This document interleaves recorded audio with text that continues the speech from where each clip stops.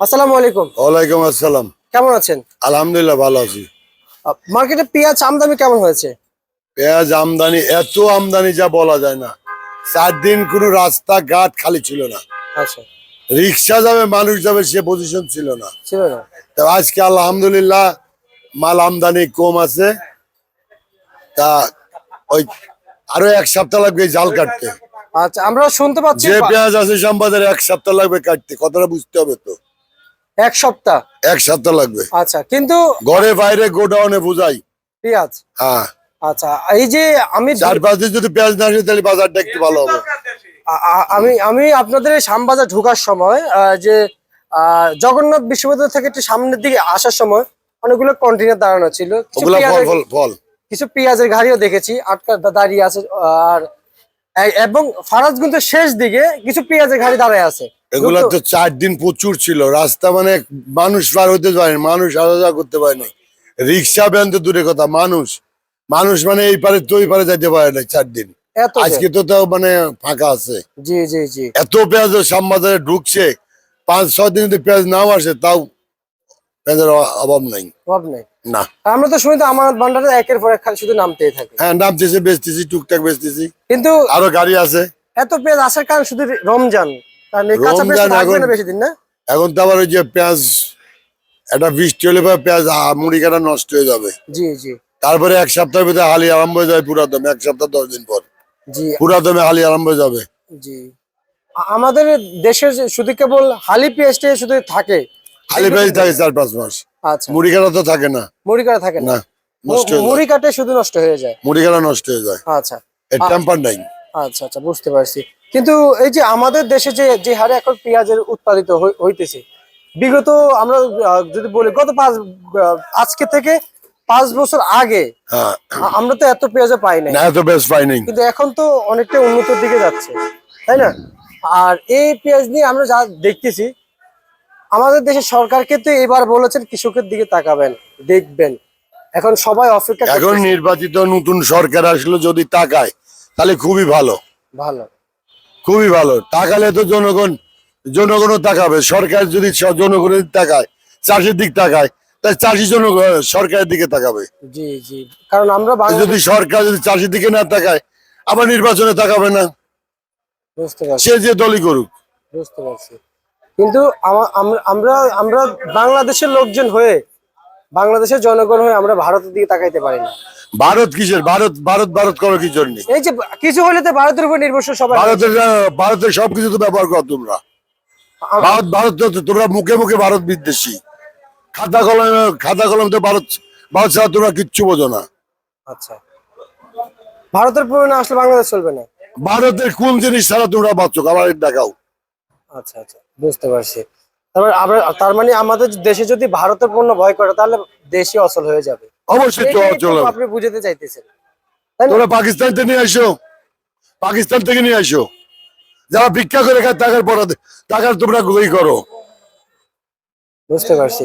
কিন্তু আপনি তো দীর্ঘদিন ধরে এই ব্যবসার সাথে জড়িত আছেন, আমার চেয়ে আপনার অভিজ্ঞতা বেশি। আমার অভিজ্ঞতা কিচ্ছু নাই, কিচ্ছু অভিজ্ঞতা নাই। আচ্ছা 35 টাকা একদম। আচ্ছা, আমি একটু বলি। হ্যাঁ, বাজার ছিল 28 টাকা থেকে 35 টাকা। কৃষকরা দাবি করে বসেছিল প্রথম 50 হয়েছিল। জি, কিন্তু বাজার 45 টাকা হওয়াতে কৃষক একটু খুশি হয়েছিল। তারপর বাজার 55 গিয়েছিল। শুধু আমদানি বেশি হওয়ার কারণে কি এতটা কমে গেছে? ঘটনা হলো কি শোনো, এই যে যদি যানজট না হতো জি, বাজার 50 টাকার নিচে যেত না। আচ্ছা আচ্ছা। 50-55 টাকা বাজার থাকতো। এমন আমদানি, এমন মানে যানজট হয়েছে, এদিকে ফল, এদিকে হলো পেঁয়াজ মরিচ, আচ্ছা আচ্ছা আচ্ছা পেঁয়াজ রসুন, আচ্ছা। প্রচুর জ্যামে পড়ছে। 4 দিন কোনো গাড়ি, আরে ধরো পরশুদিন যে গাড়ি আসছে শ্যামবাজার ওই লালকুটির মোড়ে, ওই যে ক্লাবের সামনে, সেই গাড়ি আসতে লাগছে 2 দিন। আচ্ছা, তার মানে আপনার কথা। এত জ্যাম। জি জি জি।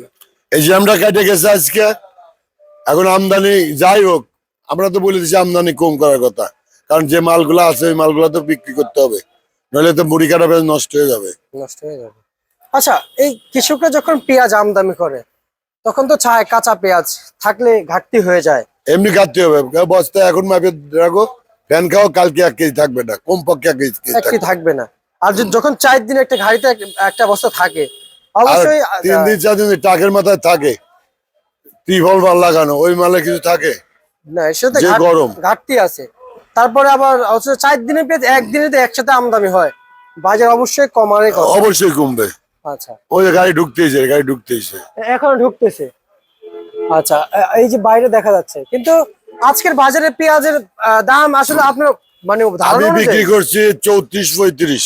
34-35। আমার মাল ভালো, আর যারা ব্যাপারী মাল বিক্রি করতেছে জি, বা ফরিদপুর এই যে অন্যান্য মোকামের 28-30-32 এরকম বিক্রি। আচ্ছা, আমার কালো খালির পেঁয়াজ।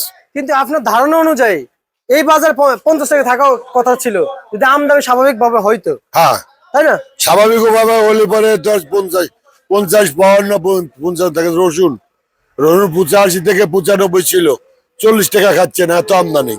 জি জি, আসলে আমি আপনার অনেক নিউজে দেখেছি, আপনার কথা কাজ আমরা কিছু মিল পাইতেছি। কারণ আমি মিথ্যা কথা বলি না, তো মিথ্যা কথা বলে লাভ কি আবার।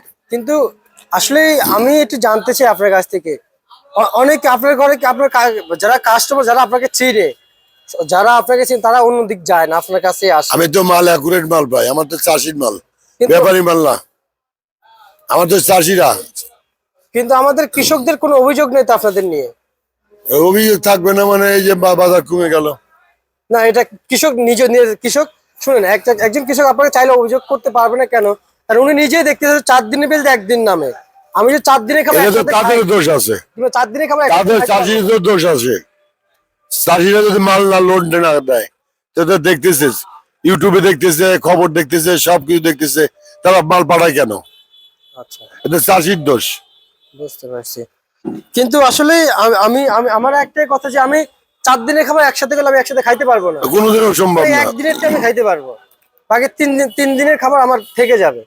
ঠিক আমাদের কৃষক ভাইরা যদি একটু যদি বুঝে শুনে যদি আমদানি করে, কিংবা আপনাদের সাথে যদি যোগাযোগ করে আমদানি করে। পাগলের মতো আমদানি হয়েছে, পাগলের মতো। শুনলাম মৌসুম তো নাকি শেষ, প্রায় আর 1 সপ্তাহ 10 দিন আছে।